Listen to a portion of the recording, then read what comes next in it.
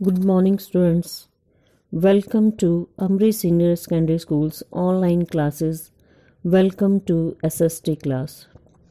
Students, हम हमारी सामाजिक शिक्षा के तीसरे खंड इतिहास के 5वें अध्याय, जिसका नाम है गुरु गोबिंद सिंह जी का जीवन, खालसा की संरचना, युद्ध तथा उनका व्यक्तित्व पढ़ रहे हैं। आज हम इसका छठा भाग करेंगे। छठे भाग का नाम है उत्तर खालसा काल की लड़ाइयाँ, जो कि ई बुक के 63, 64 और 65 नंबर पेज पर है। आइए हम अपना पाठ पढ़ना शुरू करते हैं। उत्तर खालसा काल की लड़ाइयाँ 1699 ईस्वी से लेकर 1708 ईस्वी तक। Battles of post Khalsa period 1699 AD to 1708 AD। Khalsa की स्थापना से गुरु गोबिंद सिंह जी के ज्योति जोत समा जाने तक के समय को उत्तर खालसा काल कहा जाता है। इस काल में गुरु साहब अधिकतर युद्धों में ही लगे रहे। हमारा पहला युद्ध है आनंदपुर साहब का पहला युद्ध, first battle of Anandpur 1701 AD। Khalsa की स्थापना के लगभग 2 वर्ष बाद गुरु गोबिंद सिंह जी को पहाड़ी राजाओं के विरुद्ध शस्त्र उठाने पड़े। इस युद्ध का मुख्य कारण ये था कि खालसा की स्थापना से पहाड़ी राजा घबरा गए थे। खालसा के सिद्धांत भी पहाड़ी राजाओं के धर्म के विरुद्ध थे। इसलिए बिलासपुर के राजा भीमचंद ने कहा कि या तो वे आनंदपुर साहब छोड़ दें या फिर जितनी देर तक वे वहां रहें उनका उचित किराया दें। गुरु साहब ने इस मांग को ठुकरा दिया। परिणाम स्वरूप 1701 ईस्वी को भीमचंद तथा अन्य पहाड़ी राजाओं की सेनाओं ने आनंदपुर साहब को घेर लिया। गुरु साहब, साहबजादा अजीत सिंह तथा अन्य सिखों ने अंदर ही अंदर दुश्मन का बहुत नुकसान किया। परिणाम स्वरूप निराश होकर पहाड़ी राजाओं ने गुरु जी से समझौता करना चाहा। गुरु साहब ने, जो पहले ही पहाड़ी राजाओं से लड़ना नहीं चाहते थे, उनसे समझौता कर लिया। समझौता की शर्त के अनुसार गुरु जी अनंतपुर छोड़कर कीरतपुर साहब के पास निर्मोह नामक स्थान पर चले गए। आइए हम इस टॉपिक को विस्तार से समझते हैं। गुरु गोबिंद सिंह जी के गुरगद्दी काल को हम 2 भागों में बांटते हैं। पहला है 1675 ईस्वी से 1699 ईस्वी तक के काल को पूर्व खालसा काल और 1699 ईस्वी से 1708 ईस्वी तक के काल को उत्तर खालसा काल कहा जाता है। उत्तर खालसा काल की लड़ाइयों में सबसे पहले लड़ाई थी आनंदपुर साहब की, जिसके बारे में हम विस्तार पूर्वक जानते हैं। 1699 ईस्वी में खालसा पंथ की सृजना के बाद बड़ी गिनती में लोग सिख पंथ में शामिल होने लग पड़े थे। गुरु साहब जी की दिन प्रतिदिन शक्ति बढ़ रही थी और इस कारण पहाड़ी राजाओं की रातों की नींद और दिन का चैन खत्म हो गया था। कहलूर के राजे भीमचंद, जिसकी रियासत में श्री आनंदपुर साहब स्थित था, ने गुरु साहब को श्री आनंदपुर साहब छोड़ने के लिए कहा।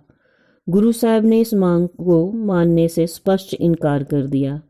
उनका कहना था कि गुरु तेग बहादुर जी ने ये जमीन उचित मूल्य देकर खरीदी थी।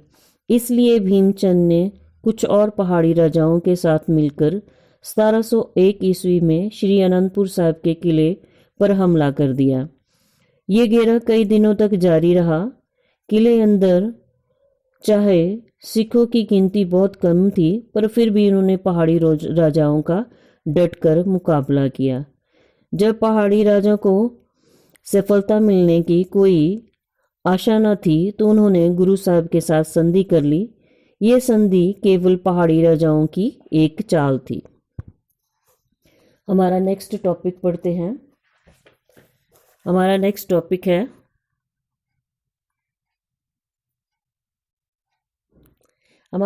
टॉपिक है निर्मोह की लड़ाई।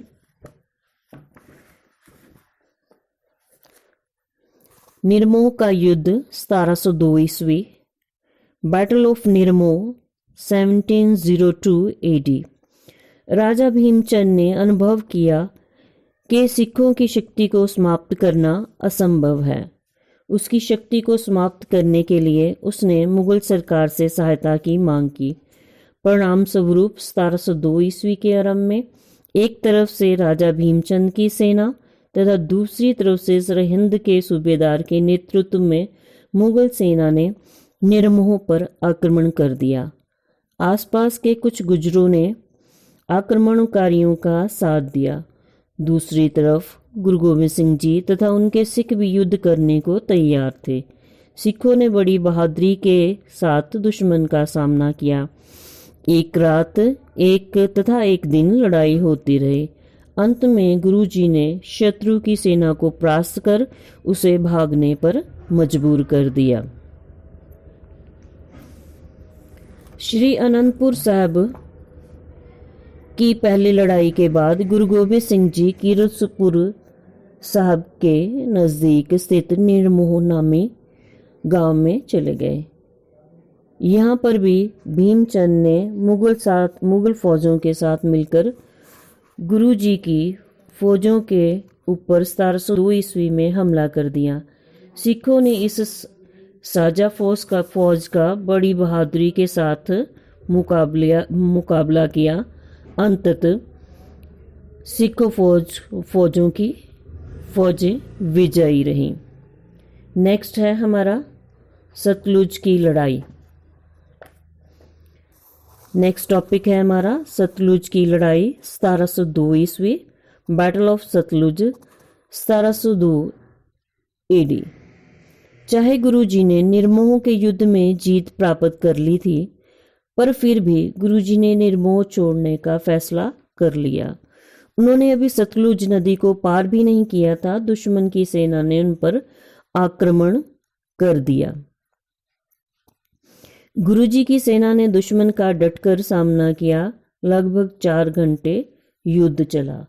उस युद्ध में गुरुजी ही विजयी रहे। बच्चों, निर्मोह के युद्ध के बाद गुरुजी ने जो है वो निर्मोह छोड़ने का फैसला कर लिया। अभी वो सतलुज नदी पार ही कर रहे थे कि पहाड़ी राजाओं ने दुश्मन की सेना ने उन पर फिर से हमला कर दिया। गुरुजी ने उस सेना का डटकर मुकाबला किया और लगभग 4 घंटे युद्ध चला, जिसमें गुरुजी विजयी रहे। हमारा नेक्स्ट जो है टॉपिक है वो है बसौली का युद्ध, जो कि 1702 ईस्वी में लड़ा गया। Battle of Basoli 1702 AD. Sutlej नदी को पार करके गुरुजी तथा सिख बसौली में चले गए। राजा भीमचंद की सेना ने गुरुजी की सेना का पीछा किया, पर गुरुजी ने उनको फिर से हरा दिया।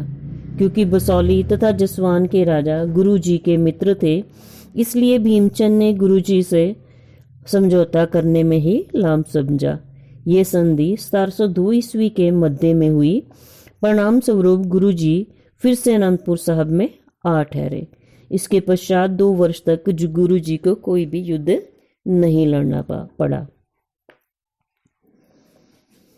सतलुज नदी पार करके गुरुजी बसौली में चले गए, जहां पर बसौली के राजा तथा जसवान के राजा जो गुरुजी के परम मित्र थे, उनके पास वो रहने के लिए बसौली में चले गए।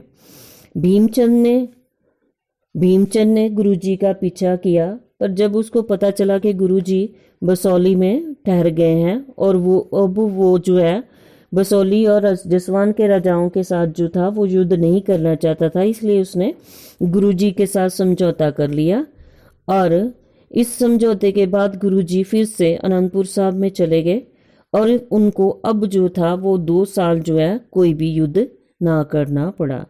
नेक्स्ट है हमारा टॉपिक अनंतपुर का दूसरा युद्ध 1704 ईस्वी, second battle of Anantpur 1704 AD. Guru Gobind Singh ji की बढ़ती हुई शक्ति को देखकर पहाड़ी राजा फिर उनसे ईर्ष्या करने लगे। उनके द्वारा सापी संघ ने गुरु जी को अनंतपुर साहिब छोड़कर चले जाने के लिए कहा। जब गुरु जी ने उनकी मांग को अस्वीकार कर दिया तो उन्होंने गुरु जी पर धावा बोल दिया, पर गुरु जी ने उनको प्रास कर वापस जाने को विवश कर दिया। भीमचंद तथा अन्य पहाड़ी राजाओं ने मुगल सरकार से सहायता मांगी। सरहंद का फौजदार वजीर खां अपनी सेना लेकर वहां आ गया। वजीर खां पहाड़ी राजाओं तथा रंगड़ों ने मिलकर गुरु जी पर धावा बोल दिया। सिखों ने किले के अंदर से ही दुश्मन के आक्रमण को असफल बना दिया। फिर दुश्मन ने अनंतपुर साहब को चारों तरफ से घेर लिया। परिणाम स्वरूप सिखों के लिए कुछ और समय के लिए युद्ध जारी रखना असंभव हो गया। सिखों ने अनंतपुर साहब छोड़ जाना चाहा पर गुरुजी ना माने, इसलिए 40 सिख अपना बेदावा लिखकर गुरुजी के साथ छोड़कर चले गए। अंत में 21 दिसंबर 1704 ईस्वी को माता गुजरी के कहने पर गुरुजी ने अनंतपुर साहब को छोड़ दिया। अभी हम इसको विस्तार से समझते हैं। पहाड़ी राजा गुरु गोबिंद सिंह जी की बढ़ती हुई लगातार गुरुजी द्वारा दी गई लगातार हारों का अपमान का बदला लेना चाहते थे। इस उद्देश्य से उन्होंने मुगल फौजों के साथ मिल गए और 1704 ईस्वी में अनंतपुर साहब के किले पर दूसरी बार हमला कर दिया। इस साझा फौज ने किले के अंदर जाने के अनेक प्रयत्न किए, पर सिख योद्धाओं ने इन सारे प्रयत्नों को असफल बना दिया। यह घेरा लंबा हो गया। दिसंबर 1704 ईस्वी तक चलता रहा। घेरे के लंबे हो जाने के कारण किले के अंदर खाने पीने का सामान कम होने लगा, इसलिए सिखों ने ज्यादा समय तक लड़ाई को जारी रखना सिखों के लिए लंबे समय तक लड़ाई को जारी रखना संभव नहीं था। अब भूख से सिखों का जो था वो सब्र डोलने लग पड़ा। उन्होंने गुरुजी से अनंतपुर साहब का किला छोड़ देने की बेनती की। गुरु साहब ने सिखों को कुछ और दिन संघर्ष जारी रखने की सलाह दी। इस सलाह को ना मानते हुए 40 सिख जो थे गुरुजी को बेदावा देकर किला छोड़कर चले गए। बेदावा है कि उन्होंने गुरुजी का साथ छोड़ने का फैसला कर लिया। उन्होंने एक चिट्ठी लिख कर दी, उन 40 सिखों के नाम लिखे और उन्होंने उनको दे दिया कि अब वो गुरुजी का साथ नहीं देंगे। दूसरी ओर इस लंबे संघर्ष और घेरे के कारण साझी फौज जो थी वो भी बड़ी परेशान थी। हार होने की डर से और अपमान के डर से वो भी ये घेरा खत्म करना नहीं चाहते थे, इसलिए उन्होंने एक चाल चली।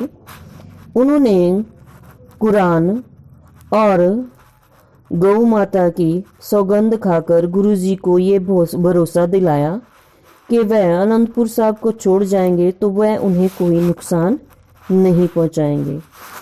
गुरु साहब को इन झूठी कस्मों पर कोई भी एतबार नहीं था, पर माता गुजरी और कुछ और सिखों के कहने के कारण गुरुजी ने 21 दिसंबर 1704 ईस्वी को अनंतपुर साहब किले को छोड़ दिया। बेटा जी, आज के टॉपिक में हम उत्तर खालसा की जो है वो इन्हीं लड़ाइयों के बारे में जानेंगे। बाकी की लड़ाइयाँ जो हैं वो हमारे नेक्स्ट टॉपिक में हम जानेंगे। आपको इस ऑडियो को अच्छी तरह सुनकर और ई बुक के पेज नंबर 63, 64 और 65 को सुनकर अच्छी तरह पढ़कर और इस ऑडियो को सुनकर जो है वो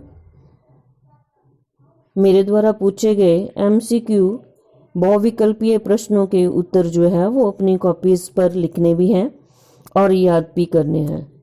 आपके जो बहुविकल्पीय प्रश्न हैं वो ये हैं। पहला है निर्मोह का युद्ध कब हुआ। इसके आपको 4 ऑप्शंस दिए गए हैं।